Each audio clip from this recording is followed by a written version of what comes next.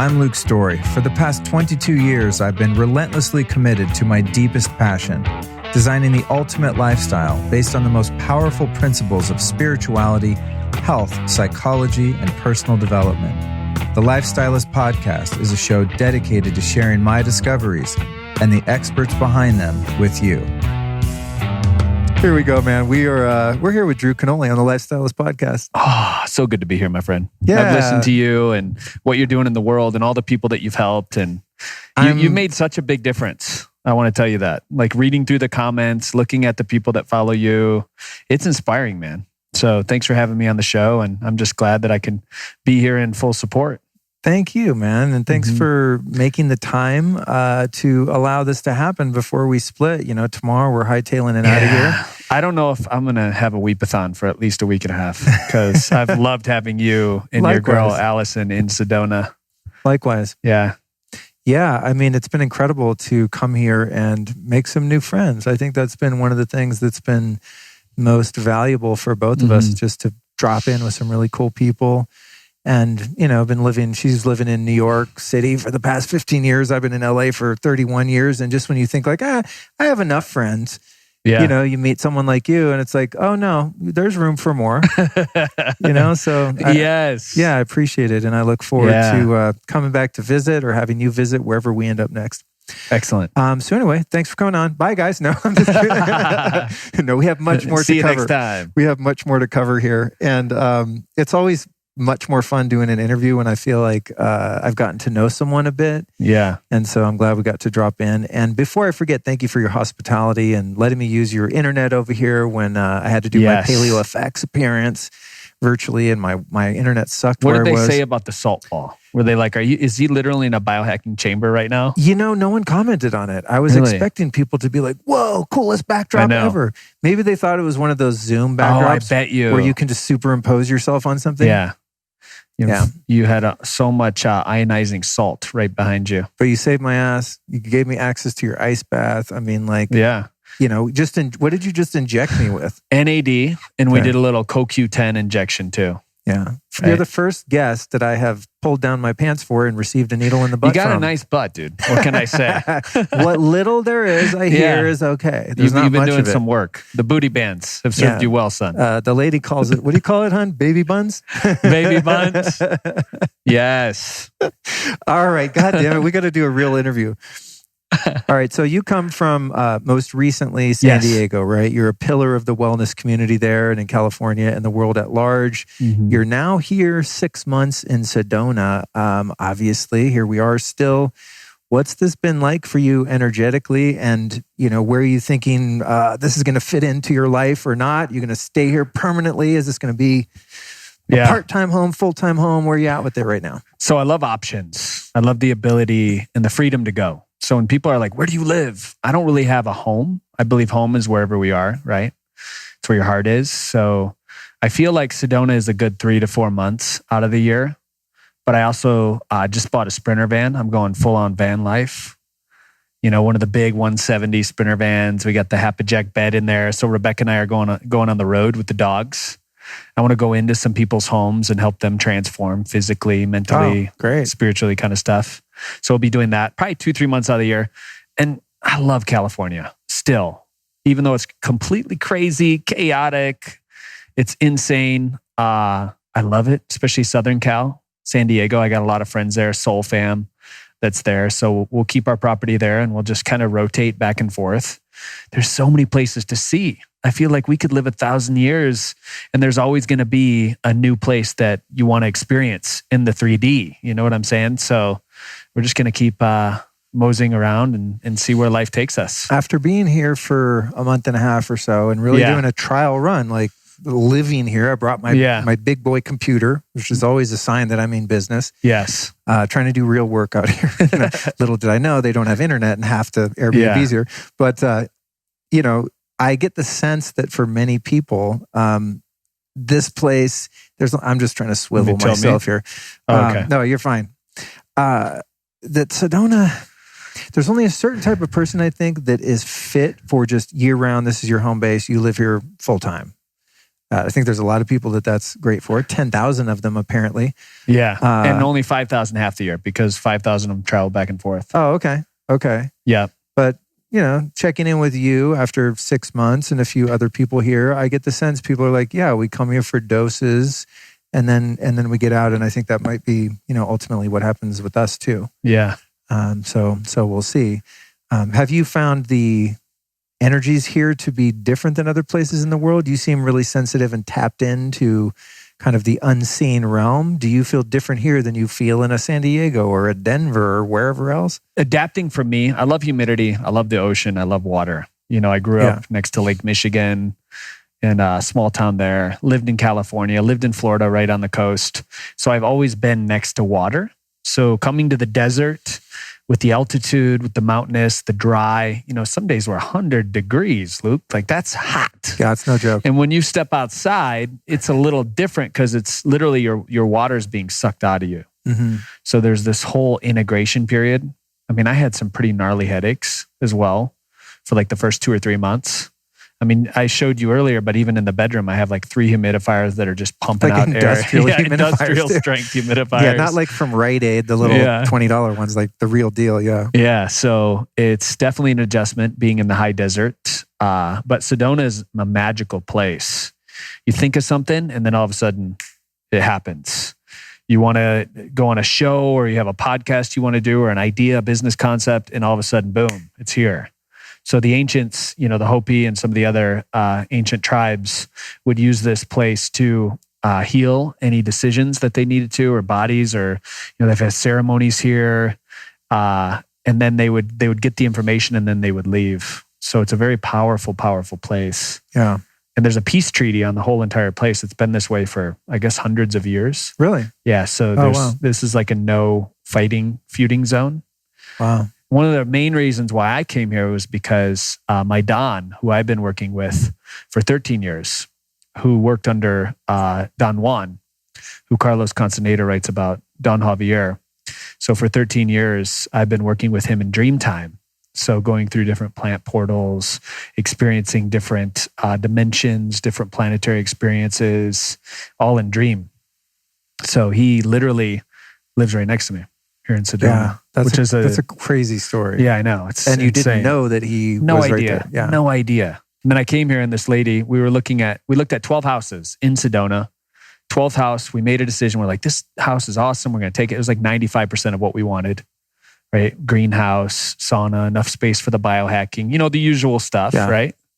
And when you live like us, you literally need like an extra couple bedrooms worth of square footage for all the tools and toys, And so the extra square footage, and this woman came walking out of the juice bar that we love here in Sedona, local juicery. Mm-hmm. And she's like, hey, I've overheard you talking about a house. I looked at one yesterday over here. It's off market, but it sounds to me like it's exactly what you're looking for.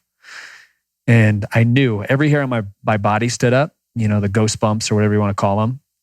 And I'm like, this is the house. Came here, made an offer. They accepted the offer. There was like 5 other offers. They accepted our offer. And I get a photo from a friend who's in our Toltec family of traveling in Dreamtime. He's like, you'll never believe who you live right next to. And it was the back porch of my Don, who I've been working with for 13 years in the Dreamtime, in the physical, but in the non-physical, we've been together for hundreds of thousands of years. So super powerful, dude. Wow. That's and wild. I was like, all right, I'm moving to Sedona. Let's go. That's wild. So, yeah. I mean, listen, like talk about hearing the call. And it's funny when we first connected here and you told me that story, I was thinking maybe something like that'll happen for Allison and myself, and we're kind of waiting and watching and looking around and just nothing's happened. It's been very still in that regard. There hasn't been a clear indicator or sign or a door opening and really things just flowing and becoming easy. And so it's interesting. But I have to say in closing, just the loop on Sedona, there is, I've always loved it here. I've been here many times. And there's something really unique in this land in that it's desert and it's so dry, as you said, but there's water. That's what's always been the river. So alluring here is you can get in like a forest climate in the spring, summer, and fall. You have, that green belt along the Oak Creek, and it just feels like there's a refuge of water in the middle of this really harsh climate. Like when in the desert, everything's so so prickly. You know what I mean? It's like you can't go barefoot anywhere. It's just so harsh and kind of unforgiving. But then you have the refuge of the smooth rocks and the water and, you know, places you can go barefoot and just ground and, of course, collect spring water in a couple places. Yeah, you get your spring water here, right out of Mother Earth, which is incredible. And you go to, what's the website to find all the natural springs? Findaspring.com. Yeah, 1 year. Fully charged. I was driving to Colorado and I knew I was going to be passing through here up through Flagstaff. I took kind of a scenic route so I could go through Sedona, and I filled up the entire back of my SUV with 5-gallon glass carboys just with the purpose of filling up at that spring and bringing it back to LA. You know, I drank that water for, I don't know, it probably lasted me 3 months or something. You know? Nothing like that real water. Yeah, it's incredible. Wet water. Yeah. So just a different experience. So I always want to encourage people to use that site. And, you know, if the spring is a little suspect, I always recommend people send it into a lab, have it tested just to make sure. Yeah. But I've been drinking from springs since I was a little kid, and I don't know, I'm still here to tell the tale. I'm gonna jump way back. Yes, let's go. Because back into time. Yeah, there's something really interesting about your journey that I really relate to, and then there's a part where you deviate from my journey. And the part that I relate to is the childhood trauma. Yes. You know, I've heard some things about your story, and you know, you went through some pretty harsh stuff as a kid, and it's the type of, you know, neglect, trauma, abuse that either is going to turn someone into a serial killer or something close to it and end you up in prison as a drug addict or criminal and a perpetrator of abuse on other human beings, or going to be a catalyst to turn you into a beacon of healing and hope. And you have taken the latter path. But I thought it might be good as a starting point for people that see this healthy, ripped, happy, successful business person, entrepreneur. You're a really inspiring guy. And I think people will really benefit from knowing that it wasn't always that way. Yeah, totally. Yeah. So if you haven't heard some of my story from the past, and I have to preface this, I don't tell you my past to elicit any emotional response. I'm not trying to get sadness or, you know, the feeling energetically of, you know, feeling despair, any of that.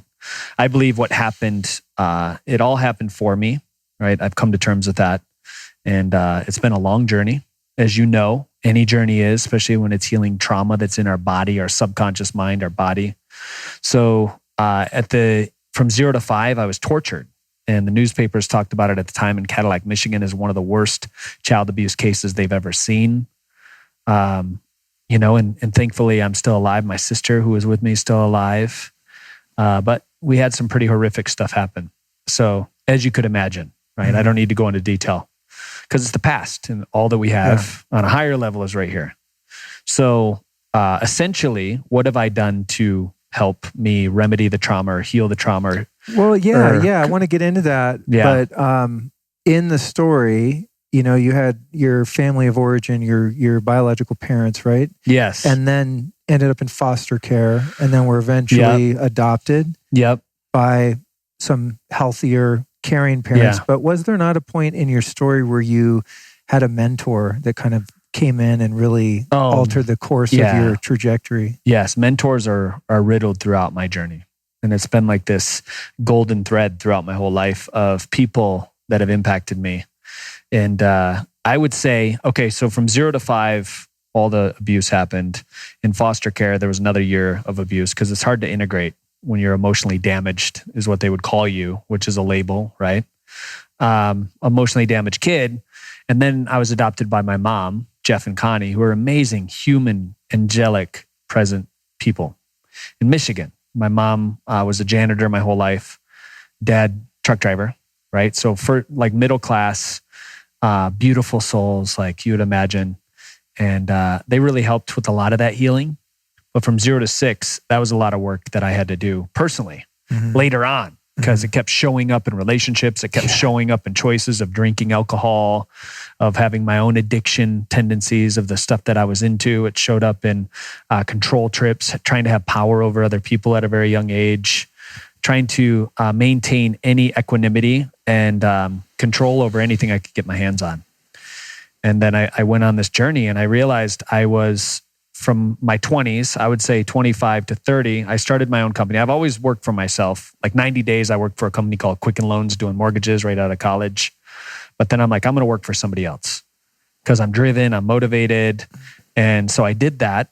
And it was all trying to get something. It was trying to obtain money. It was trying to be a human doing. Over and over and over, I would do to get results. I'd fill my bank account up. I'd have the watches and the cars and the clothes and everything looked great on the outside. But inside, Luke, I was falling apart. I was half of the man that I knew I could be ultimately. So I was drinking every weekend. I was going to the bar to unload and get rid of the stress from doing not my soul's work, as I would call it, not my journey of the highest evolution of what I wanted to create. And I did this for many years, 4 or 5 years. And every morning during the last 3 years of that journey, I would meet with a man named Frank. Frank and I would sit down at breakfast. We would read scripture. We would go over, old ancient text. We would look at it. And he had a background in Christian Science. So, did you guys ever read Emmett Fox? Yes. Emmett Fox is my boy. Oh, man, yeah, I love great. Emmett Fox. I rarely meet someone that knows who Emmett Fox is or is familiar Emmett with his writing. Fox. Oh, so good. Yeah. Joel Goldsmith as well. Don't know that Neville one. Goddard. You know Neville Goddard? Don't know that one. So all Ralph Waldo Emerson, of course. Yeah, So all of these thought transcendent type beings.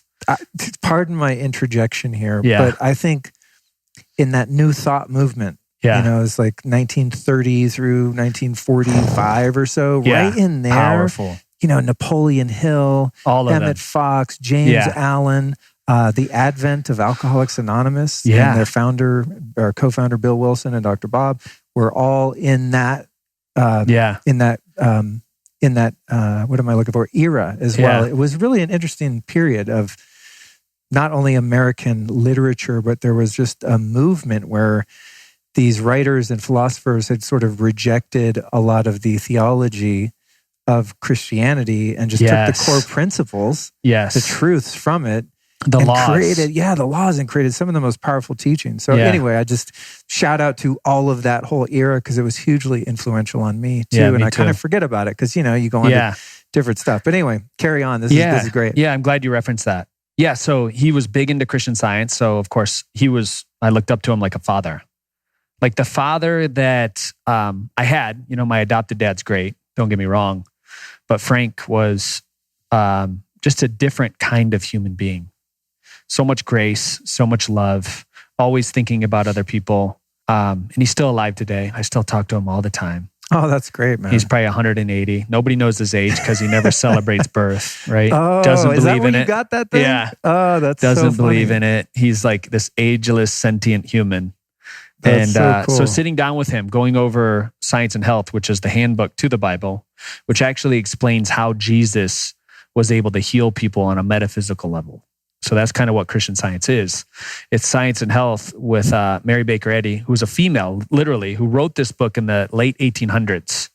Think about a female writing a book in the late 1800s that goes against the traditional Christianity textbook of the Bible. Like, this is it, right? Right. So we were reading that. We were getting charged up on how was he really seeing people? How was Jesus seeing God and everyone expressed and healing them in a second because of his perception, changed their reception of the human that was in front of him.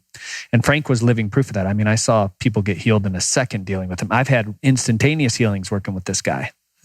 So just by somebody witnessing you on the observation level in a different way. So Frank changed my life. In his younger years, he started JCPenney in Italy and speaks fluent Italian. Wow. First time I met him, he literally came up to me and kissed me on the lips because he lived in Italy so long. And I'm like, this is different. We don't do this in America. What kind of mentor are you? But then, such a beautiful soul. So great mentor, changed my life, really got me into reading a lot. I can tell. From that point, I started reading for a while, I was reading a book a day. And then I was reading a book a week. Yeah, your library down in the office there is impressive. I was down there again today while you and Allison were recording. I go, something tells me he's actually read all these books. Dude, another side note here. I used to be quite an avid reader, especially in the morning. I'd read my spiritual literature and that would really help me ground. And I did that for years and years. And then somehow in the past couple of years, I find it very difficult to concentrate when I read. Like I'm like, I'm going to read this book, and I pick it up, and I drift off, and I'm super ADD. And I swear to God, I think it's from my phone. I think phone addiction and the constant like refreshing, scrolling, switching from apps has really damaged my ability. I'm not saying I can't get it back, but has really interfered with my ability to just sit with the book, focus, and really dive in. Have you noticed that at all with yourself? You use technology, or is your reading still as on point as it ever was? 100%. You need to phone fast. So lock it up, put it in a safe, put it in a black box, put a timer on it. Don't touch your phone, dude. That thing literally, like I see so many people walking around looking like the Walking Dead. And it's like literally sucking the life out of you. It's calling you. And it's meant to stimulate you. Like every neurotransmitter you have in your brain, it's designed for where's that. My phone? It's like, it's like space technology, right? Like legitimately, like you have to, that's why Instagram, Insta-drug, right? Facebook, the book of narcissism. Facebook, I got to look at my face. I got to look at the face of others. I got to see who's liked my stuff. Every time you get a heart on Instagram, you get that dopamine rush. Every time you get a new email, people are connecting to you. So people are becoming more virtually integrated, which is great until it's not. When it comes to focus, when it comes to your first hour in the morning, I say lock it up. Get rid of it completely. Put it in a different room. Dude, yes. Yeah. The morning thing, don't 100%. Touch it, dude. I dance with this, and I have not mastered this. And Allison's over here. She sees me like she's, respectful enough to just let me have my journey, so to speak. But if I get up and I don't do my meditations and my things to get connected, you can't be you. I will be much more psychotic that day if I get up on my phone, especially with the things going on in the world right now. I've never before 2000... Which we love the psychotic version of you, by the way. Just so you know. I'm taking one for the team, Your memes, when you're getting in a little psychotic, I notice the memes will start to flip down this dark alley. And I like it. I'm actually a personal fan of it. I'm like sharing some of this stuff. Is strong. You got some memes. I'm not going to lie. There's some dank memes flying in my stories on Instagram. And I guess they go on Facebook. You know which one was my favorite? What? You guys, if you remember this, tell me, because I cracked up and I shared it. I should make a highlight reel of my dank memes so they don't go away. Shit. It was the sheep with the black dog. Dude, I could so relate to the shepherd dog, like in the middle of all these sheep looking up, and he's going smiling. the opposite direction too. Yes. At least I like to think of myself as that way. And that's everybody listening to your show, by the way. We're all that black dog. I think people that are very independent in their worldview have stuck with me. But when the pandemic, I don't even want to call it the pandemic. When the thing they call a pandemic with a 99.9% survival rate, I think something like that. Yeah. Some geek would be like, dude, it's actually 99.2. You're fake news.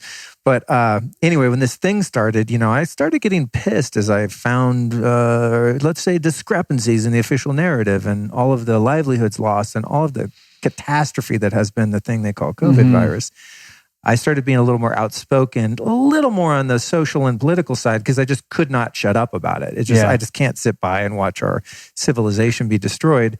And I did weed out, inadvertently a lot of people that are, I guess, much more trusting of the official narrative and the corporate media, but you're so right. You're so right. I feel like the people that are left in my little social media circle, they get it. We all kind of, are on the same page of questioning the reality that's presented to us. Question everything, even about you. Beyond all conspiracies and everything else. Like, question who you are. Like, who are you really? And I think most people have a hard time with that because they would rather take the program that somebody else usually gives to them, their family, their friends, the teachers, the educators, upload it to their mainframe, and then all of a sudden they live like that for years, dude. So this is very real for a lot of people. The fear, my mom could get sick, my dad, like different people like that have comorbidity or whatever it is. This is so real for them. And when we put ourselves in their shoes, it's like, I get why they're like this. I totally understand. I can have infinite compassion for somebody that wants to do this all day, right? But also there's a level of respect both ways, right? Yeah. So I totally hear you and I see you, brother. And I'm right there with you, like that warrior Cali attitude. Like I'm trying to wake up as many people as possible right now. I mean, I'm going to go down fighting. You know what I mean? I might not be right all the time, but I got to be right some of the time. Yeah. You know? And the data has all the details. That's the part that always gets me is the data. And people say, trust the science. I'm like, yeah, I am. And the science is saying this is all bullshit. But anyway, you know. And intuition. Intuition tells you everything. Right away. If you're silent enough to really listen to it, it's like, oh, I know what's going on here. And then you don't even need the data. It's like you just have the information. It's right there. It's like the intuition. Okay, so I can get on a plane with 350 people and we're all immune as long. You know? Anyway, we could go on about that forever. You know, and I'll probably lose more listeners as we go. But anyway, it's worth it, I think, to reach the few that are, you know, also questioning. Okay, so we had the mentor. Here's the thing that I think is curious, and this is where what I alluded to earlier, and that our paths deviated a bit. So I experienced my own versions of childhood trauma. I've talked about it a lot on the show. I think it's my greatest gift, really, in the end, you know, because I would agree with that. It gave me my own strength eventually, but there was a lot of pain and suffering for me and anyone in my life along the way. My method of coping with the trauma and things that I experienced as a kid was very early on, just fully commit myself to drugs and alcohol and rock and roll, really. Which is perfect. And so I went down that path as far as you can take it without basically not being in a body anymore, and cleaned up my act when I was 26. But I don't get from you, aside from you saying, oh, I experiment a little here and there. You never went like off the deep end and became a full-fledged drug addict or alcoholic in response to your trauma, did you? Well, I was more angry. Were you like violent fighter? I wanted to prove through my success how worthy I was to be loved. Okay. So mine was, I'm just going to become a business mogul. I'm going to collect things, right? And Sage is joining us. And I am going to show the world how cool I am, right? Okay. By collecting people, by collecting money, by collecting things. And it was all to cover up the broken little boy inside of me. And the more I started to work on that version of myself, that's when the true healing started to happen. I didn't go down, I went down the alcohol path and the womanization path, like for a long time. Because mom didn't love me, mom left me. So I wanted to show the world that every woman that I would meet, I could get to fall in love with me. And it was just surface love. Wow. Right? It was just broken love. And what really, you know, so I went down that path. Totally. Those were my addictions. Got it. Okay. Right? Sex addictions. That makes perfect sense. It's the overcompensation of the lack of self-worth. Whereas a guy like me or a kid like me had so much self-loathing and shame and self-hatred that it was like I never even thought to try to overcompensate or mask that by being successful. I was just like, cool, I'll just completely wreck myself. You know, it's just like, all right, I'm already a loser. I'm just going to take it full tilt. Yeah. But I do know people like you know, that have, I'm going to prove to the world that I'm lovable by, I got a Ferrari. I built this business. I have this woman on my arm, et cetera. And I think which is ultimately similar things, like almost the same, you know, vibrationally speaking. So when was it that you were, that sounds like through your mentorship that you described earlier, you did some of this early on of starting to align yourself with universal truth, principles, the spiritual nature, the metaphysical nature of life. But when was it that you really started getting into and facing and addressing the trauma from your childhood? I buried it for a long time, man. I didn't even want to believe that I had it, right? It was like one of those things where it's like, no, I'm good. I've already forgave him. Like when I was 6, I prayed to forgive my dad. Right, which was massively healing. Like forgiveness is a huge step in helping heal trauma for sure. So I didn't even recognize that I had it. And there was mother wounds and stuff that I had. I think when I really started to address it would have been, I went through Landmark. Oh, yeah. I went through all the, is it called ESK coursework? Like all the ESK teachings. ESK. Yeah. So I went through that and I was probably 24, 25 at the time. Changed my life.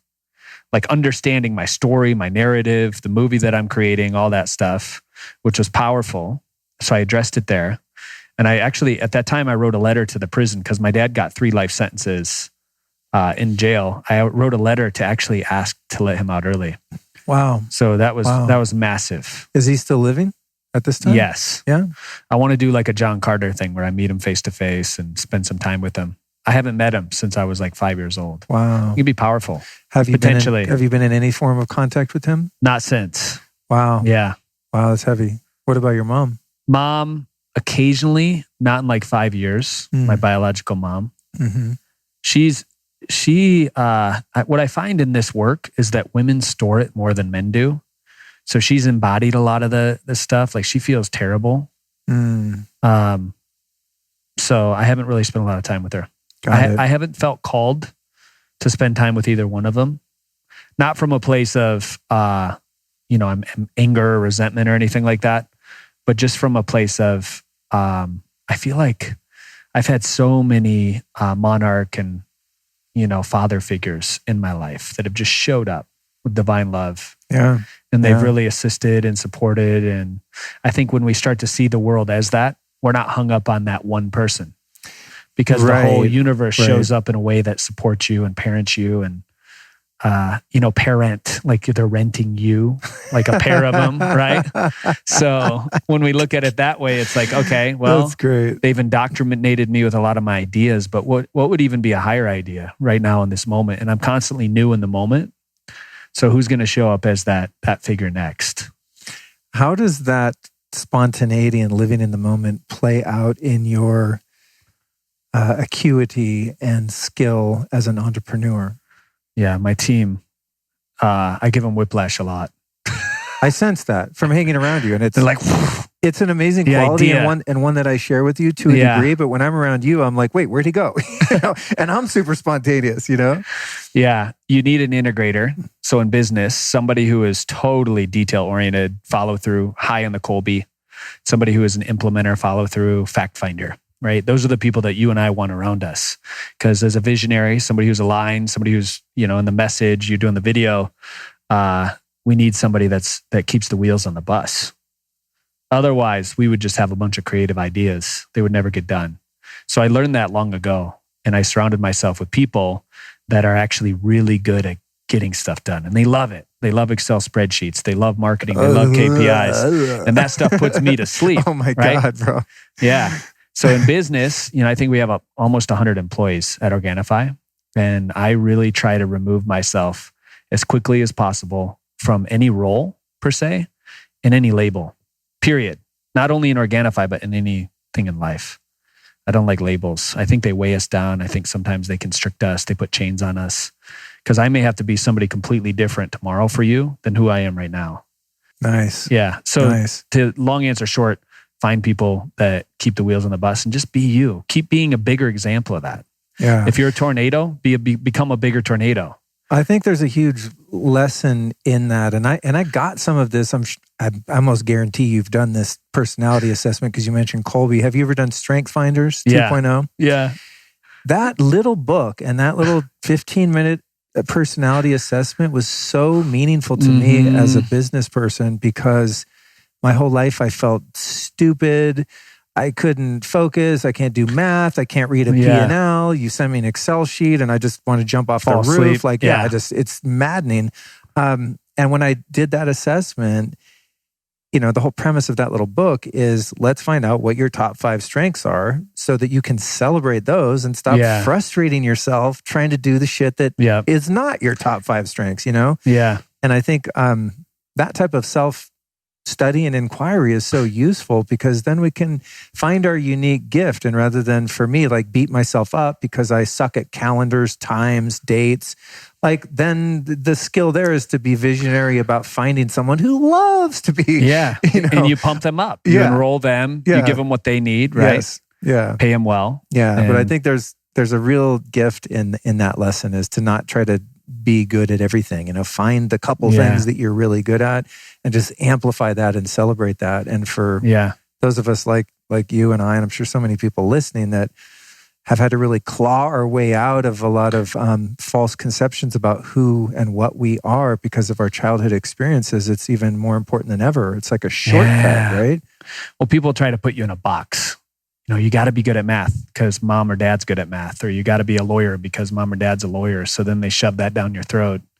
And I think it robs people because we have these incarnate gifts that we have access to always, but we suppress them so long. And people don't follow their joy in Western America. They would rather follow money. And I think that's a dying system. I think you're going to see a lot more people. I'm going to do something that makes me happy. I'm going to do something that brings me joy today in the moment. I don't care how much money it brings me. And that was the decision that I made with Fit Life TV 11 years ago. It was like, I just want to help people with health. I didn't want anything else. I didn't care about how much money I was going to make. So I just recorded a video every day and I put it on YouTube 11 years ago. I was like the OG influencer of YouTube, right? So every day I uploaded a video. Sure enough, first 4 months, 12 views on each video. I was killing the game, right? I text my dad. Yeah, your cousin. Dad, I got 12 views. You didn't watch it yesterday, 24 hours later. And sure enough, it kept growing because of the love, not because of we're trying to get anything, And then it transformed into Organifi later on. But super powerful, man. You got to follow your bliss. You got to follow your joy. And I think when people really get that, it changes not only their biology, but it changes all the different bodies we have. Their electric body, their energy, etheric, auric field, all that. Because when you're in joy, when you're entering, like to enjoy is to enter with joy, it changes who you are in every moment of entering any place. And that's infectious. That's the virus we need to be spreading, is that joy virus. How much love can I give out? How much joy can I share?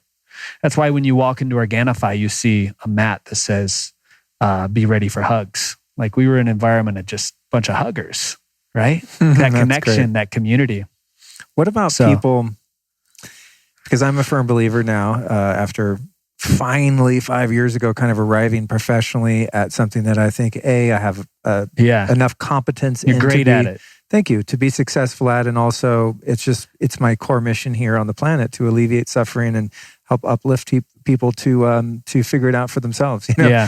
Point the way, give people some info, empower them to do their thing. Yeah. But I know a lot of people, and myself included, are passionate about something, right? So we've got the passion. I really want to say, for me, it was be a musician. Yeah. For a long, long time. Which you shred on the guitar, by the way. Oh, thank you. Because that's going to counter what I'm about to say. And I want to say this, and I don't mean this in a self-deprecating way at all, but I think just in a humble assessment, I believe it's true to some degree. That was what I was passionate about. And I thought because I was passionate about it, that's what I was here to do. But I'm just not that innately talented at it. Okay? Yeah. And this is what I call the American Idol syndrome. It's like where you have someone on that show, a contestant who like they know, capital K, that God put them here to be a pop singer. And they get on the mic in front of the judges and they're like, and they think it sounds awesome. And they're passionate as hell and they believe in themselves. But in some small way or large, they are deluded and are going to have potentially a heartbreaking and frustrating time trying to be successful at choice A, the thing they're passionate about, because they might have the passion, but they just lack the innate specialized skill in order to make that into a viable career. So what does one do if their passion is like continually kind of hitting them up against a wall and they're unable to turn it into any kind of a livelihood, meager or grand? Well, when I help people find purpose in their life, I'm looking at a Venn diagram, right? So I look at what brings me joy. I look at what helps other people. And then I look at what makes money. So if it brings me joy, like that's just the first step. What helps other people is a big thing too. And then how do I make money doing this? And if I'm a musician and I haven't made any money because of, then there's a good indicator in that Venn diagram that I'm not living in my soul's purpose. So what's going to bring all three of those together? And currency generally isn't financial currency either. Currency is just energy. It's a wave, right? Current. So how am I bringing more love into my life? Money is my own natural energy yield. So broken down is the acronym. So how do I have more of that? And I think a great assessment is asking your friends. Luke, I just sang on the American Idol stage and I'm wondering if you think I got a good voice, Luke. And it's being brutally honest with your friends. Being like, you know what? I'd give you probably a 6.5 out of 10, right? So you could do this your whole life for 30 years, not making a living doing it. But if it fills you up so much, then go do it. But you know what? I actually think you're really skilled at this. So it's having that 5 or 6 people, whatever, 7 people in your life that will give you that honest feedback that allow you to lean into your purpose even more. Because we all have gifts, but because we're so in our own heads, we're in our own narcissism almost, right? Like you said, I want to be a professional singer. I want to do this. An athlete, same thing. A lot of athletes fall into this. We need to be real. So, and the sooner you get real with that, the better it is, because you're just compounding over time. The more you figure out your gift. I mean, I wish I would have figured out that my gift was actually doing videos and helping influence people and help them with their health. Like when I was in my teens, that would have been amazing, but it didn't happen till my late 20s. But am I glad that it happened? Yeah, because that's like another day I was born. It's like I really came to life. Your purpose will animate you. It will give you energy that you never knew you had, especially when you're doing it for other people. God, that's so true. Yeah. I think about podcasting or speaking on stage. Dude, I can be in such a crappy mood or stressed out, having anxiety, whatever. Like from the outside, you could look at me and go, man, rough day, huh, Luke? The minute this recorder turns on, dude, I'm just like, bing, ding, ding, ding. My brain starts firing on all cylinders most of the time. Yeah. And I just drop in and like, I'm in flow. It's just the weirdest thing. Same with speaking on stages about things that I'm passionate that you love, about. You're passionate about. Yeah. About metaphysics, spirituality, health, things like that. And I think that is a really a key indicator is like when you find your gift, you just said, you're going to be energized beyond belief and it won't feel like work. And I think the challenge for some people that do find their gift, like I believe I've found mine and you found yours, is then having the wisdom and the humility to understand that it takes a village. Mm-hmm. So how do you attract those people into your life that are going to be supportive of your gift and your mission now that you've uncovered it? Yeah. And fill in those gaps that you're still not good at, which for me, like you, it sounds like would not be looking at the Excel spreadsheet and, not at all doing that thing. Yeah. So, I'm sure there's a lot of bean counters that have found that their gift and their passion is that. Yeah. And they're like, oh my God, I love counting the beans. Pour them on the table, Luke. What do we got? Let me show you. And then they explain it to me and I go, I have no idea what you're talking about. Is the line black or red? That's what I want to know. And it's beautiful. Like the gift that they have is so divinely beautiful to them. Yeah. That I'm in awe. Yeah. I've had integrators in the past and, one of my dear friends, brothers, Jamel, CEO of Gamified, like he is so gifted at numbers. I mean, he was literally building drones in aeroscience technology before he came. He would literally walk through a door that says, enter at your own risk. You could get cancer with all the chemicals and everything else of this engineering facility for the, aeroscience. And he's brilliant beyond measure, right? When it comes to math, when it comes to this, and he absolutely loves it. His brain just thinks differently. Yeah. So having those people around you is super, super key. And finding a gift that we all have is helping people find their purpose. That happens to be one of my superpowers. I can see it in a second in somebody. And if they're doing something that they're not supposed to be doing, I pretty much know like right away. That makes you a great founder and why you've been able to scale Gamified in the meteoric fashion that you have is really, I'm sure, applying that to your team. Yeah. And some of it becomes even what we would call supernatural, but it's very natural in the sense that now my team just sends me names of people and they're like, hey, what's your reading on this? And I'll literally, it started as imagination, but then I was proved over and over and over again. It becomes more and more real. Like you can literally see who they worked for, who their past employers were, what they would say about her before you even need to check in with a reference. Wow. Because all the information's in the field. It's all around us. We're light beings. We're electromagnetic beings. So as soon as we get quiet and still enough, we have information that's there, access to it.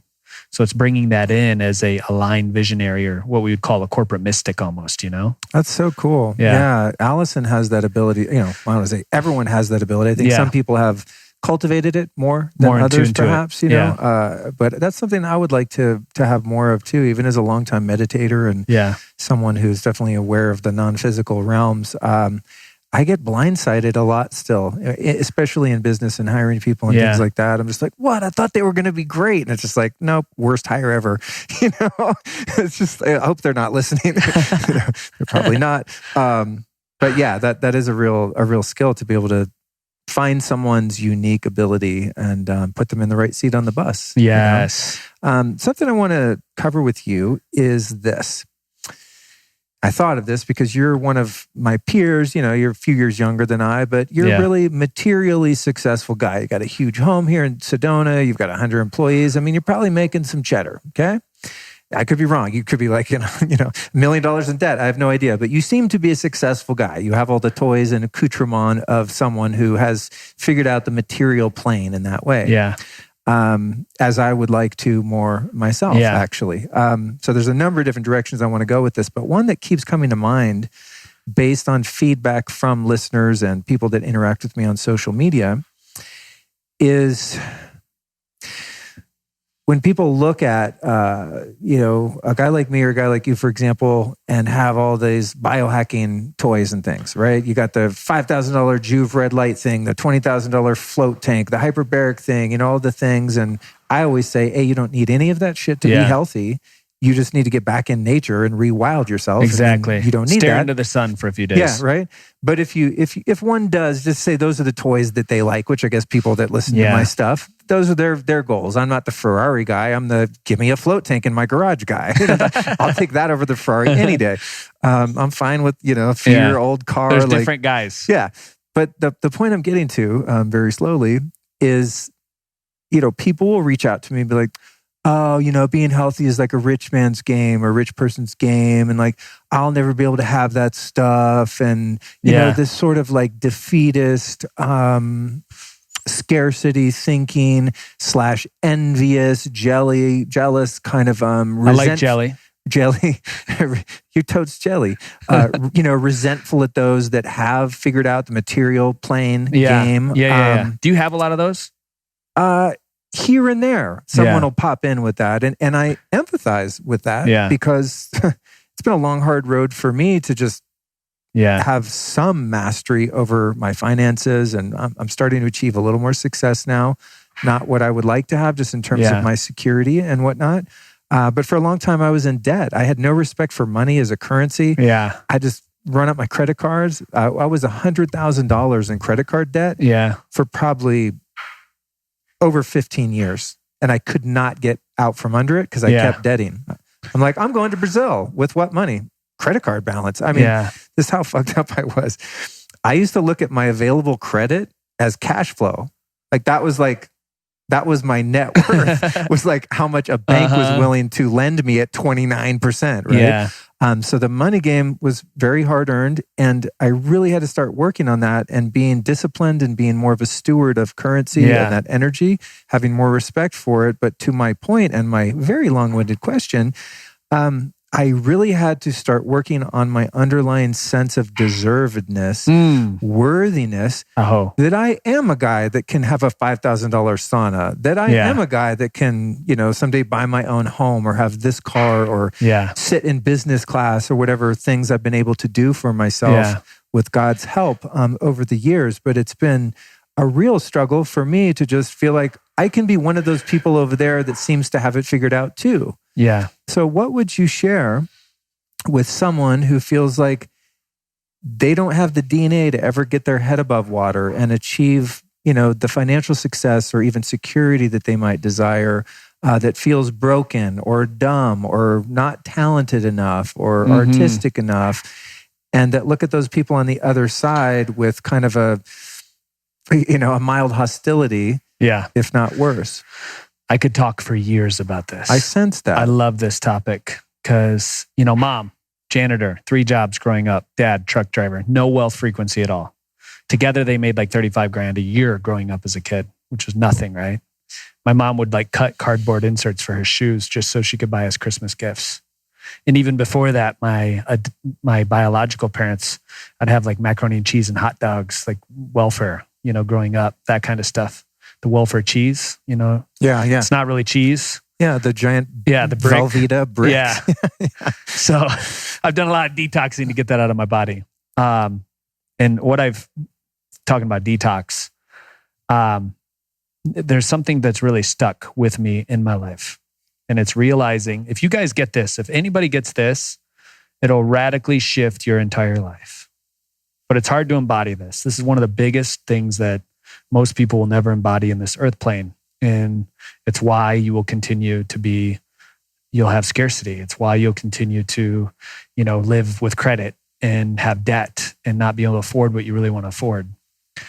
So here it is. And it's so simple. The universe is mental. The universe is mental. And what do I mean by that? I mean, the fourth dimension is the mental realm. So anything I create here is created here. So I have to create it here first before it shows up here. So before I was ever rich in reality, I was rich here. I poured so much light, so much knowledge, so much knowing into my brain, the 6 inches between my brain, the greatest real estate on the planet, right here, that said, you know what, Drew, you're enough. Luke, you're a king. You deserve to have a house. You know what, Luke, you deserve to have all this biohacking. Like you're a child of God. What you touch turns to gold, right? Everything you do, you're helping other people. Like, isn't that enough to reap what you sow? Like you're a cheerful giver. You're such a cheerful giver, dude. I rarely have somebody come to my house and actually bring me a gift. You've done it twice now. You gave me this beautiful crystal, right? And it was so heartfelt. You gave me some steaks from Belcampo today, which my love language is definitely food. So thank you for that. And blessed are the cheerful givers, right? It'll be pressed down, overflowed, shaken up, and given back tenfold. So I've realized, number one, the universe is mental. Number two, the universe is a game. I live in a game. This is just a simulation. This is just a movie. So why would I ever be attached to the monopoly money on the board? I'm not attached to money, right? Which is why I'll stroke $100 tip for a waitress where my meal's like $10. Or I'll do random things where I'll buy somebody, a car or something like that, like ridiculous stuff. I'm always pressing my wealth edge, I call it. Because it's a fucking game, dude. And the more you stretch yourself like you do physically, you stretch yourself financially, it has to show up. It always comes back to you. There's no way you will ever outgive yourself. This is a law. There's no way in hell you will ever outgive yourself. But it's your unconscious mind that sabotages you. So number one, the universe is mental. Number two, it's just a giant game. You could meditate for 40 years. You could chant for 40 years. But if you want samadhi, you want fucking samadhi, and I'm using the F word because I get fired up about this every single day, look at the world as if you're a trickster. And this is just a game. There's nothing to lose. There's nothing to risk, right? It's why ultra rich people that come from nothing get really wealthy really quick. It's because there's no resistance. Because we want, we resist. Because we believe we should have, we push it away.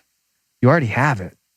You're already, even doing these podcasts, dude, like most people that do podcasts, they want to sit in this misconception of, you know what, I need to have 100 million views this year, 100 million downloads. When I get there, and the get there is the trap, because you're already there. There's no such thing as linear time. It's this illusion that we've created as humanity. So the spiritual law is so number one, mental, number two, trickster, number three, present every opportunity as if you've already done it. And the fourth thing added to that, which would be a sub A letter for the linear thinkers out there that are following me on a little graph sheet, right? Because my brain doesn't think like this. I'm struggling over here, is celebrate as if it's done. You celebrate. You enter every room as if it's a celebration or the last or first party you'll ever see in your life. You dance with the strangers that you meet. You sing to the strangers in Whole Foods because it's just you, right? Your body starts vibrating on a whole nother level. Human beings feel that. You are a magnet. You are a battery, right? And when you get the polarity, when you get that field correct, money will come into you like a tidal wave. Most people have no idea how to get their field correct. So they're walking around with broken energy. And the broken energy from the field creates the broken thinking. Thinking creates the broken physical reality. I'm fucking broke, right? Your self-worth is a direct reflection of how much money's in your bank account. So when you get that, you start pouring into the mental realm. And you do it at first, and it sounds hokey and it sounds weird, but I'm abundant, I am rich, I am successful, I am powerful beyond measure. Whatever it is for you. Money is coming in now. I decree and declare that a $10,000 check, whatever it is for you, is going to show up unexpectedly in the next 24 hours. And you believe it. And eventually the belief becomes knowing. And that's when the whole universe opens up. You have more money than you'll know what to deal with. You'll have people sending you free biohacking shit, which you already have, right? All the time. Right? I am a testament to that manifestation. You know? And the money is just a byproduct of your energy, my own natural energy yield. You're changing hundreds of thousands of people's lives on this podcast. Isn't there a reward for that? Everybody should be rewarded, because the more you're rewarded, the more you can give. That's the secret. That's amazing. And think, oh God, there's so many things in there. But for some of us that have clawed our way out of the crab bucket, which I have, you and I both have, there's kind of sometimes also a survivor's guilt phenomenon, right? Even now, sometimes I find myself wanting to look small, play small, not celebrate some of the modest, financial or material success that I'm achieving, because it's like I feel bad for the people that haven't had it yet, or that, God, like I get all this free stuff, like you mentioned, right? Which happens a lot of the time, and I'm so grateful for that. And I feel like, oh God, I can't even share this with people because I'm going to feel guilty because it didn't happen for them. Yes. But then again, they haven't done 350 3-hour podcasts, or done whatever energetically I've put out into the space of consciousness to have that reciprocity come flow back in my life, where people are like, here, have a bunch of free stuff. But what about that phenomenon of kind of survivor's guilt or guilt success when you weren't born with it? Yeah, I think tracing it back for me has been helpful.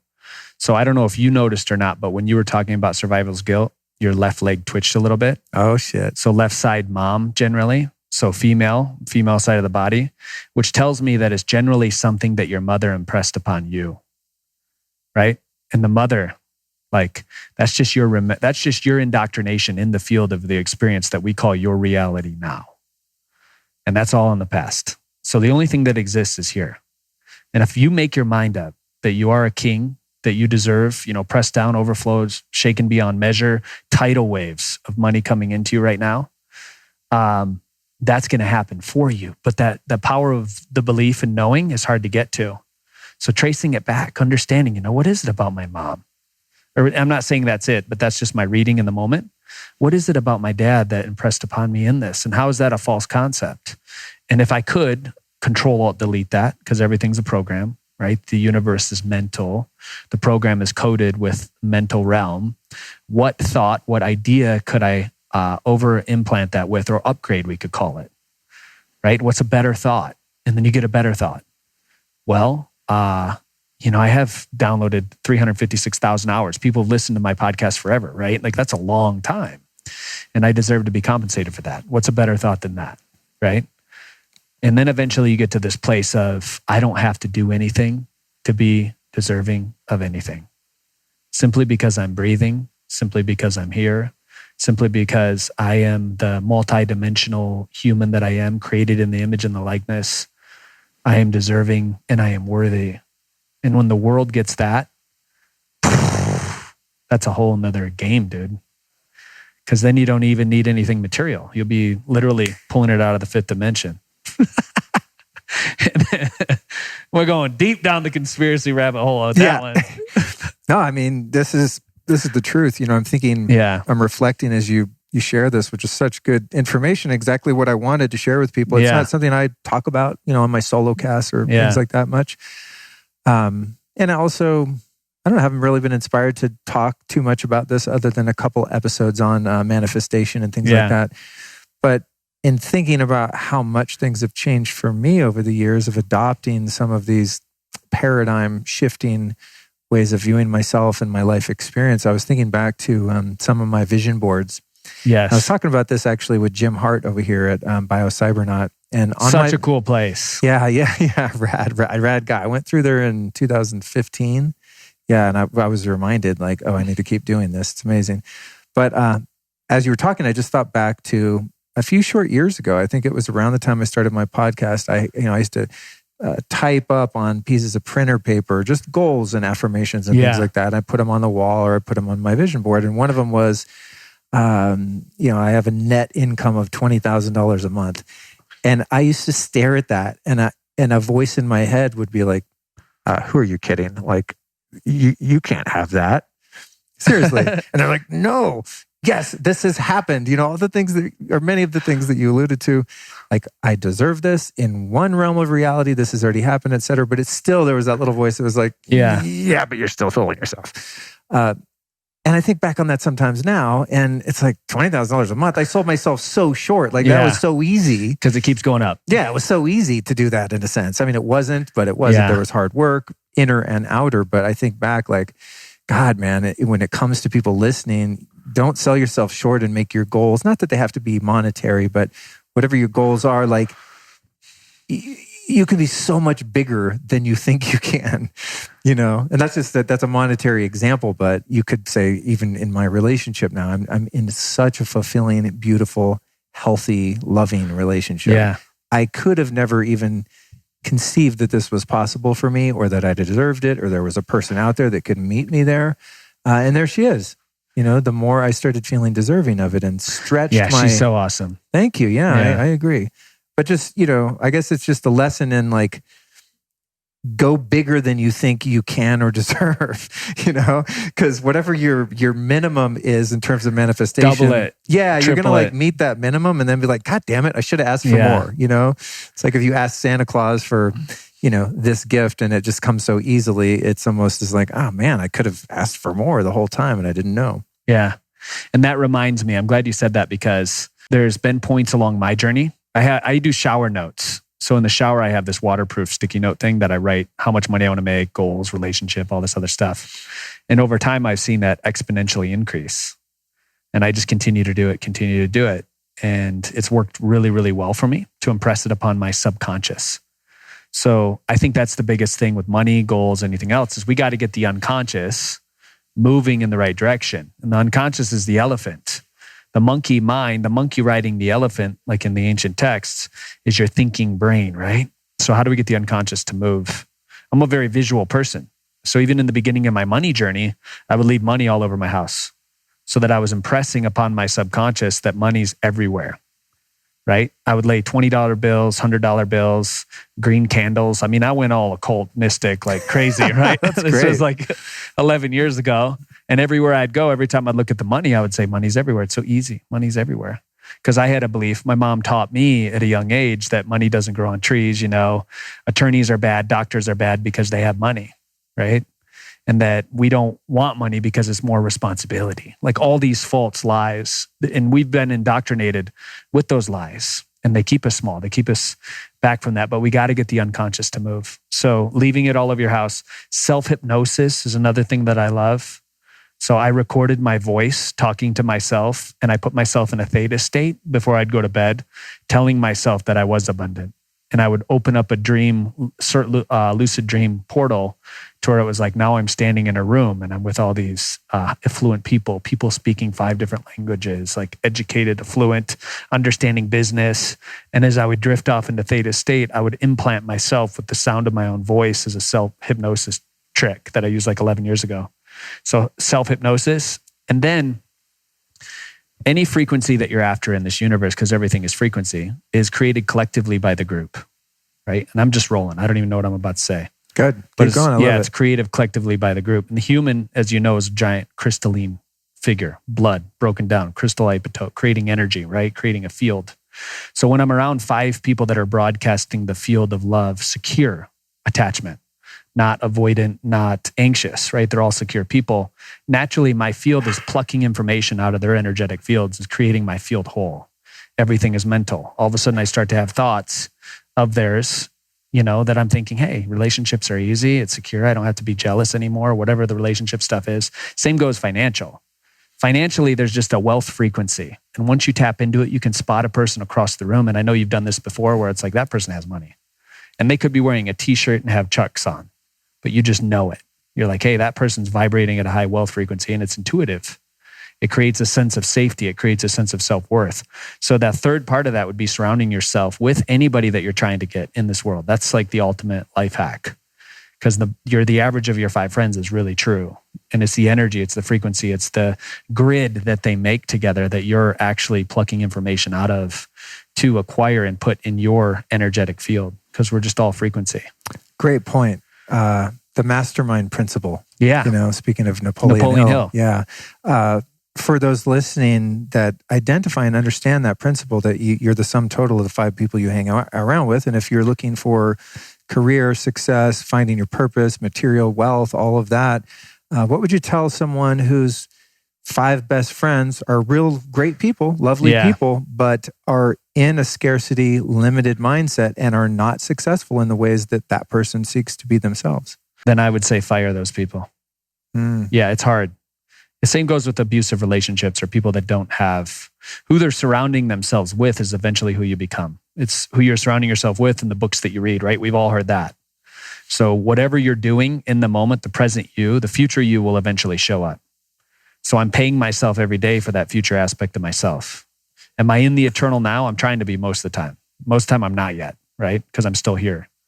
But the average of your 5 friends, the books that you read, and if those 5 friends are bringing you down, they're Debbie Downers, their energy's not high where you want it to be, then you got to make some tough decisions. If you look at Dolt's pyramid, which is the pyramid of transformation, right? NLP, it's this pyramid. On the bottom of it, it says environment. Your environment dictates epigenetically, we know this, right? Your environment changes your DNA. Your environment of your friends changes your where you're going to be in life, period. So seek those people out. There's a reason I'm hanging out with you, right? Because I look up to you as a brother, as a friend, somebody who has done the work, right? And I feel that. So I want to be around that. You're magnetic. And when people want to change their life, it's all about surrounding yourself with people in whatever way you want to go. And it's hard. You got to have tough conversations. I've had to break up with my boys several times in my life, right? The first time they were all gamers and they weren't really doing much. The second time it was we were drinking every weekend in the bar together, right? And now I'm just constantly evolving who I'm around. Every time we become better as humans, our circle becomes better too. We're upgrading everybody else around us. So enter every situation is how can I make this person's life better? And eventually you'll have people around you that are constantly making your life better, where they're blowing your expectations of who you thought you could be. You're living in a real life vision board. And that's the game of life. And you win every day, which is a great book, by the way. Florence Shin, Game of Life, How to Win. Powerful. If you haven't read that. Written again in the early 1920s. Oh, wow. By a female that just absolutely crushed it. Like the information's there. Amazing. Yeah. Amazing. Did that help? Did that answer your question? Absolutely, 100%. Yeah, you got to have the really tough talks. A valuable information. And it brings to mind that the principle of not wanting to be the smartest one in the room. Yeah. I think early in my journey, as I really started to identify the value in service, especially in recovery, I mean, that's the only thing that really changed my life, was starting to identify how pathologically selfish and self-centered I was. Yeah. And to start to surrender and relinquish that selfishness in service of others. And also in just mentoring people and coaching and things like that. There was a certain point at which I realized I have the most altitude here in the room, for a long time. And there's kind of, there's a temptation, an egoic element to that, because everyone comes to you as the expert or the sponsor. The ego loves it. Right? And so there's this kind of complacency in that, all right, I have my shit together more than anyone in our little peer group. I'm the king homie. And then at a certain point, thankfully, I think through some self-awareness, I started to see God bless these cats, love all these guys, but where's the person that I'm looking up to? Yeah. And that I'm going damn, that's inspiring. I'm going to follow in their footsteps, and people that I can learn from in my inner circle and things like that. And it's still kind of a work in progress. And I think that's one of the things that's been great about getting to know you here, is just man, here's someone who's really inspiring, doing some cool shit, has overcome immense challenges and is just continuing to better themselves and to, have their eye on service while also expanding their own reality, and Thank you, brother. giving to yourself and loving yourself as well as other people. And I think that's it's a really important stage, is to find that balance of service to self. There's nothing wrong with that, if it's balanced with service to others. And in there somewhere, maybe we find that peer group that is nudging us a bit like, come on, man, that's all you got. Like, we know you have more in you. Wow. Yeah, that's powerful. Yeah. It's such a good lesson, and that piece of being the smartest guy in the room, or at least you think you are, but being like the leader of men kind of role. Biggest trap. It is a trap. Especially in business. Mm-hmm. You want to be the dumbest person in the room. You really do. Right. You want to be the dumbest person in the room with the most trust. Right? Nice. Yeah, because if you can trust, if you can get over yourself and you can enable another person to make decisions on their own, and you can believe in their decision, like wholeheartedly believe in them, and they feel that, that's the most powerful force in the universe. You could build an infinite number of businesses and you'll very rarely fail. People need to feel that. They need to know that they're believed in, that they are powerful beyond measure. And when you can witness another human being like that, like we had talked about, it's powerful, man. So yeah, being in a circle that does that for you, like that'll elevate you to the moon. You have more energy than you know what to deal with. The problem is most people are around a bunch of energetic vampires and they're getting sucked dry all day and they don't even know it. So it shows up of lack of energy. Even some blood tests look a little wrong here and there. Eventually it creates disease because they're in resentment. Their soul's in resentment. I'm not living my soul's calling. I'm hanging around with people that are bringing me down. Your soul's screaming inside of you. You're getting headaches every day and you're wondering why. That's why. Yeah, change your environment, change your life. Speaking of energetic vampires, it brings to mind the groupie phenomenon, and that is, as someone becomes a beacon of light, or has, the symbols of success, there is a propensity for people with vampiric energy to gravitate toward those people 100%. to try to get something. As you've become successful at business and at life, have you had to learn how to have discernment about what someone's motives are that wants to be close to you? I think that's definitely something that you get, like discernment with that. Number two, you create boundaries and shields of not allowing you to go there. So the universe is mental. So everything in the universe is a mirror for your own consciousness. So whoever your group is of listeners, those are actually a collective consciousness of you, Luke's story, right? So if you're getting people that are writing in and they're getting all groupie-like, and there's nothing against this, but it's just something in your mind, because the universe is mental, that's actually creating this, right? I get trolls every once in a while, and I'm like, all right, how did Drew create this today? Let's look at this, right? What personality aspect do I have that really is feeding into my ego or feeding into the needy ego, more importantly? Where do I need that, right? So I'm getting the opposite of it. I'm resisting it, so I'm getting the opposite of it. So when I realize that and I remove Drew, the limited Drew, I'm talking about the identity of Drew, from being the CEO, being the entrepreneur, all the labels that come with it, right? When I am just a guy that's here to help people, that's fueled by source, I'm just a vessel in the hand of God, right? Then all the temptation for those people to show up, it just simply fades away. I don't even notice it. Like it's not even there for me. It's not even in my field. And the same goes for relationship stuff, right? I've been in relationships in the past where I'll broadcast a frequency of, hey, I'm in a relationship, but I'm open, or I'm like at least entertaining the idea. I would never cheat, but I'm open to the idea of emotionally having a conversation or something to see what could come up. And as soon as we shut that down, as you know, you've probably witnessed this with Allison, it's like the women that would normally show up, never, it's not even a thing. Totally. It's because we're no longer broadcasting that energy. So true. So does that make sense? Yeah, Does that answer the question? Yeah, absolutely. I love it. It's good stuff. I could do this forever. I know. But from what I understand, we got some burritos to eat across town pretty soon. We do. But they're keto and they're carb free and sugar free. And I never have to look at the time when we record, but it is 6 o'clock, and I don't want to keep our fellow attendees waiting. So I think I'm going to start to wrap this up. But I'm so glad that we're able to have this conversation and cover a lot of topics in a way that I haven't before. It's really cool. I had a bunch of notes here, and I did cover some of those, in a more concrete way, but I love just how this flowed into, Me too. Into the success element and also defining what your success is. I think that's important too. It's for some people, they have a vision of success as being something that they can show people on the outside. And many of us, I think, discovered that the success is you wake up in the morning, look yourself in the mirror and you're like, I love you, dude. If you got and that's it. Yeah, that's You've won the game. That's the biggest battle. Yeah.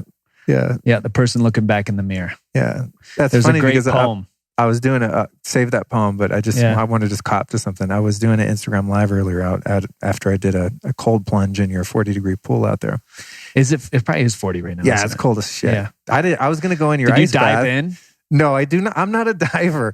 I went with Troy Case the other day up to Oak Creek, and he's that guy's crazy. He's full on. He's like, ah! He just dived head first in the river. I'm like, cool. I thought I was hardcore, but yeah, I don't like getting my head underwater in that way and freezing water. But anyway, I was out there hanging out, had a wonderful time while you and Allison were recording, and then I was doing a live, and I was looking at the mask that we call Luke's story. I was looking at my face. And I was having all these self-deprecating, like self-hate thoughts of like, oh my God, I look so bald. I look so wrinkled. I look old as fuck.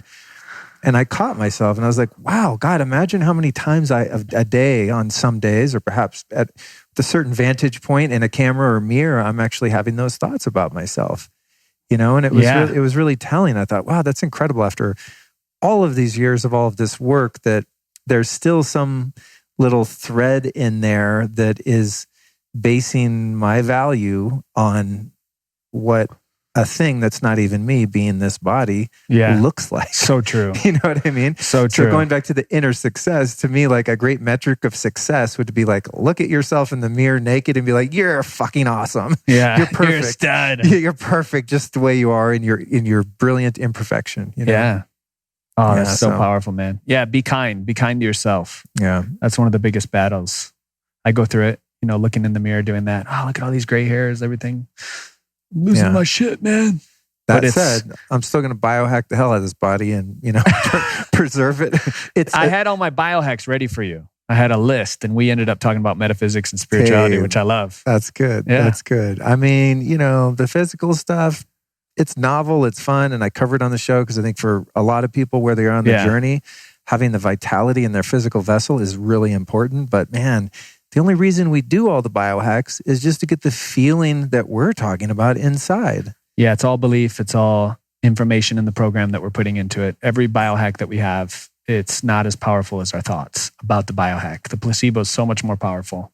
Yeah. I had this, I don't know if it was my imagination or what, but I got on an airplane once and I looked around. And for a moment, I swear, every human being I looked at had like, one person had blue skin, this person had like gold colored skin.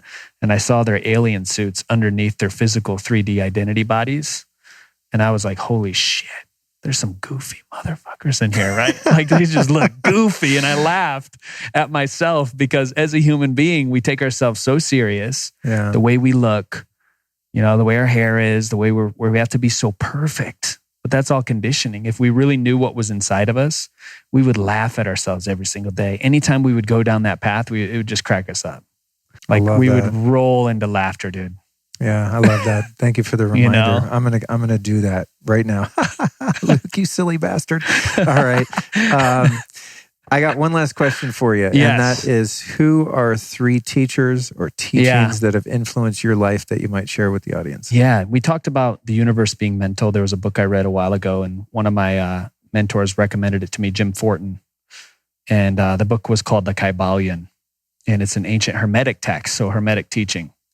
And it goes through universal laws, super powerful stuff. So I would say that is incredibly powerful for anybody getting started on the journey.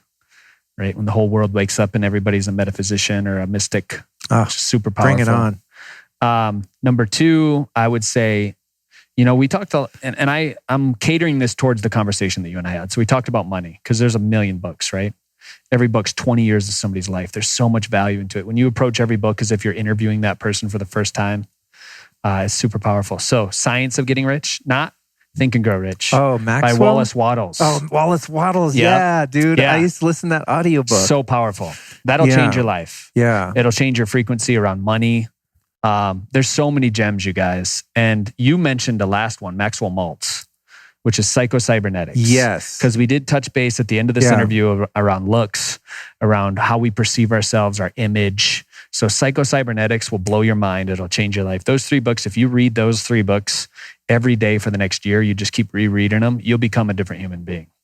Over and over and over. Such a good reminder. Those were some of the early, and I still have them in my iTunes, actually. I just listen to podcasts and Spotify and stuff. But Maxwell Maltz, both of those books were ones that were huge needle movers for me, and with the Napoleon Hill. But that's great advice to go back to. Napoleon Hill's great. Yeah. Yeah. Did you ever hear Outwitting the Devil too is good? Yeah. Yeah. Did you ever hear the lectures, the Napoleon Hill lectures? They recorded him, I guess, toward the end of his life, and he would do these these lectures for hundreds of people. And it's him talking and just like riffing on his teachings. Yeah. And I actually He was a channel, man. For sure. And you have them? I have those in my iTunes folder somewhere. Yeah. We need to find those. Yeah, Napoleon Hill lectures. You can find them on YouTube. Yeah.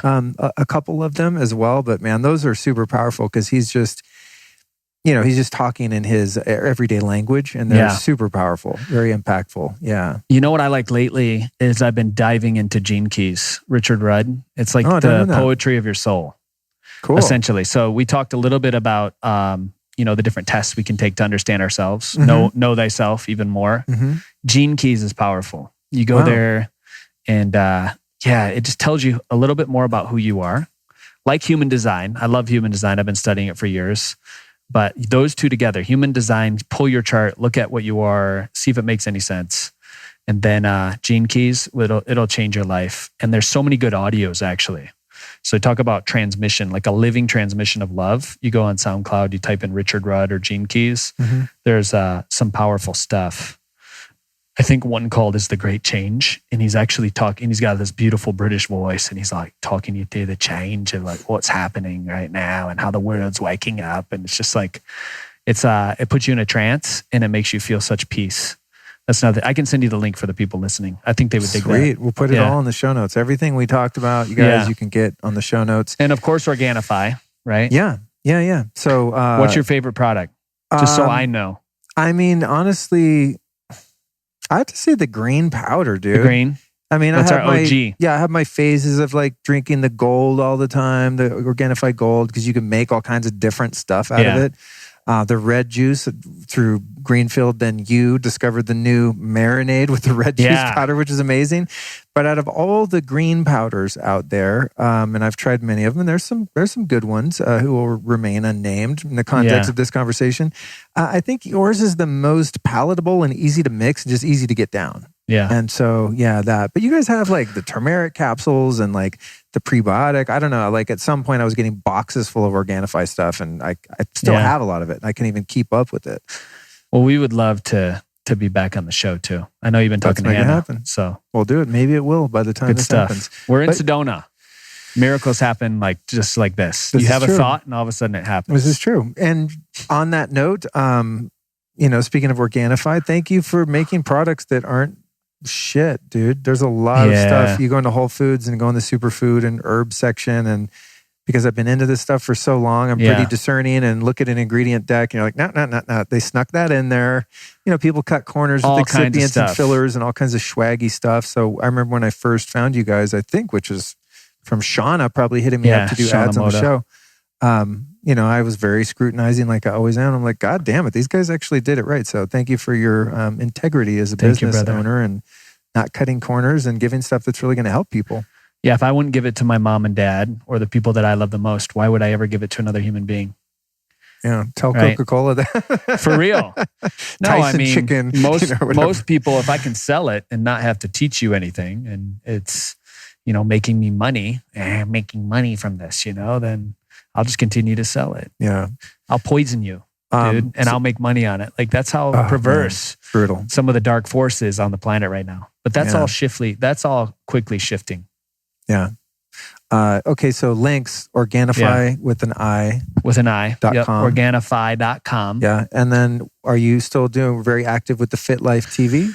Not so much anymore. Okay. I occasionally do some YouTube videos, but I am launching a podcast. Oh, yeah, that's right. Do you have a name for it yet? Drew and You. So Drew it's and all You? about you. And we're going to dive deep. You're going to be on the show. You just don't know it yet. Your future self. Let's do it. Come to Austin. Yeah. I want to, I'm debating on like potentially living in Austin a little bit too. All of us I've heard good things. We'll see. I don't know. I might end up there, might not. It's a 50-50 decision with the lady over there. Yeah, it's important. You have both, a medicine woman. Yeah, a wise and very tapped in one. So, I'll follow her lead on that. I need to ask mine too. It's hard to leave California, to be honest, man. I mean, it's a love-hate relationship. 31 years. Yeah, me too. I mean, I've lived most of my 50 years in California at large, but in Southern California, 31. And it's a weird divorce that's about to happen. Anyway, what about social media? We can find you on Instagram. Drew Canole. Yeah, Instagram and Facebook. Drew Canole. Okay. And YouTube, I believe. All right, dude. Drew Canole. Let's go. Thanks for having me on. Thank you, man. Let's go stuff our face with Mexican food. Let's go. And thank you again for your hospitality and friendship. Much appreciated. Thank you, brother. Yep.